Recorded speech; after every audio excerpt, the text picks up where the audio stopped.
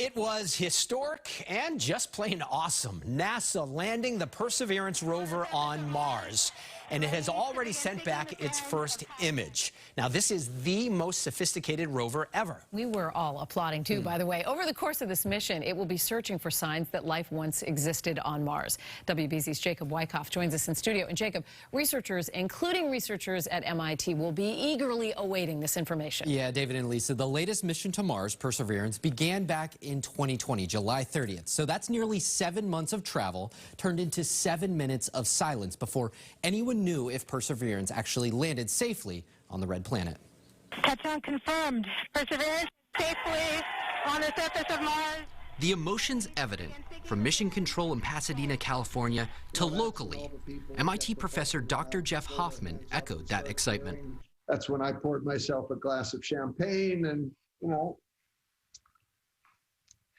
time to celebrate. Dr. Hoffman is a former astronaut, making 5 trips into space in the 80s and 90s. His latest mission, part of the MOXIE experiment team from MIT on Perseverance. What we're going to demonstrate is how to make oxygen on the surface of Mars. We're going to need a lot of oxygen for human missions, not just to breathe, but for the rocket that's going to take them back to Earth.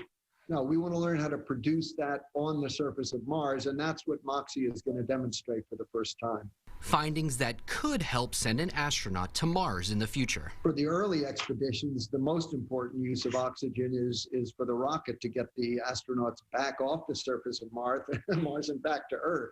The Mars mission traveled almost 300 million miles. So far, the signal takes 11 minutes to return to Earth.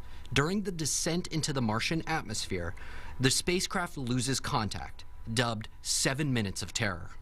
So take me back to that 7 minutes of silence before it reported home. How did that make you feel? I don't tend to worry about those things. I sit back and enjoy the ride. Well worth the long wait. Is space still hard?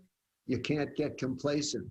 There's an incredible number of things that can go wrong, and the history of trying to land things on Mars is, we've got wrecks scattered all over the surface of Mars. But not this time around. Also taking the long journey is Ingenuity, a first-of-its-kind 4-rotor drone that will help in mapping the Martian surface. The first drone mission is slated for the spring. David and Lisa? Just absolutely blows my mind. Fascinating. So cool. Jacob, thank you so much.